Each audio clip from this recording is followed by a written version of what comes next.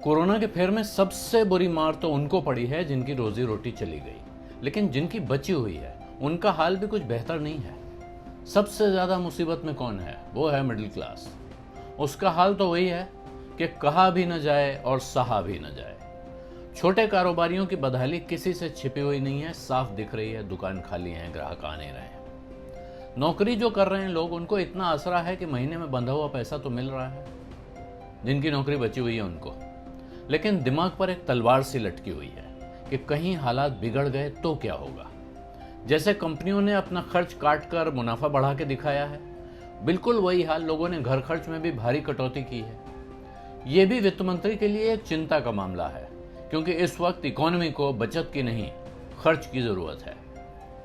और यहां देखें आकर तो आम आदमी की और सरकार की इच्छा और जरूरत एक हो जाती है। लोगों के हाथ में ज्यादा पैसा आए और वो उसे खर्च करने बाजार में निकलें। इसके लिए क्या हो सकता है? कमाई बढ़ जाए, तो ये तो किसी के हाथ में है नहीं। खर्च में कटौती से ये होना नहीं है। तो अब रास्ता एक ही है कि सरकार इनकम टैक्स में राहत का इंतजाम कर दे। हालांकि पिछले बजट में सरकार ने जिस तरह से टैक्स रियायतों पर दो विकल्प खोले थे, दो रास्ते दे दिए थे कि छूट ले लीजिए तो ये टैक्स दीजिए और छूट मत लीजिए तो थोड़ा कम टैक्स दे दीजिए। उससे आसार ये बने थे, ऐसा लग रहा था कि सरकार धीरे धीरे अब रियायतें खत्म करने के मूड में है। लेकिन वो बजट आया और उसके कुछ समय बाद ही कोरोना आ गया, और कोरोना के बाद तो पूरी दुनिया बदल चुकी है। फिर भी कुछ विद्वान अभी भी इस पक्ष में हैं कि टैक्स का हिसाब सीधा साधा होना चाहिए, जिसमें टैक्स बचाने के चक्कर में तरह तरह की जुगत करने की जरूरत न पड़े। लेकिन तब यह साफ दिखना चाहिए कि अगर सारी रियायतें हटाई जा रही हैं तो उनके बदले में कम से कम उतना और नहीं तो उससे ज्यादा फायदा भी हो रहा है। परिस्थिति विकट है, लेकिन इस परिस्थिति में भी जिस अंदाज में कंपनियों का मुनाफा बढ़ रहा है और सरकार के लिए जीएसटी की वसूली भी बढ़ती नजर आ रही है, उससे ये उम्मीद बनती जा रही है कि सरकार इनकम टैक्स में सीधी राहत दे सकती है। उम्मीद की जा रही है कि सबसे पहला काम तो वो सीमा बढ़ाना होगा जिसके ऊपर की कमाई पर टैक्स लगता है, यानी मिनिमम एग्जेम्पशन लिमिट बढ़ाई जाए।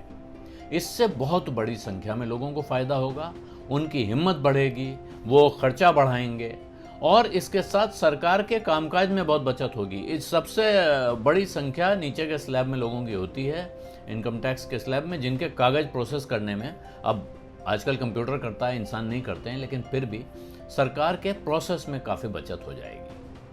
और दूसरा तरीका यह है कि साहब जो नीचे की स्लैब है उसमें रेट कम कर दिया जाए। वर्षों से यह तर्क दिया जा रहा है और इसके तमाम आंकड़े मौजूद हैं कि रेट जब कम किया जाता है इनकम टैक्स का, तो इससे टैक्स की वसूली या सरकार की कमाई गिरती नहीं है, बढ़ती है, और आम आदमी के ऊपर जो बोझ कम होगा वो अलग से। लेकिन यहां एक खतरा है, और ये खतरा है कि अगर पैसा बचा, सरकार ने टैक्स कम लिया, लोगों के पास पैसा बचा और वो उसे खर्च करने के बजाय सेव करने लगे, बचाने लगे या इन्वेस्ट करने लगे, तब क्या होगा? तब वो पैसा इकोनॉमी में नहीं आएगा और जो इरादा है कि इकोनॉमी में डिमांड पैदा की जाए वो होगी नहीं, क्योंकि हमारे आपके खर्च से ही इकोनॉमी का ज़्यादातर चक्का घूमता है, ध्यान रखिएगा।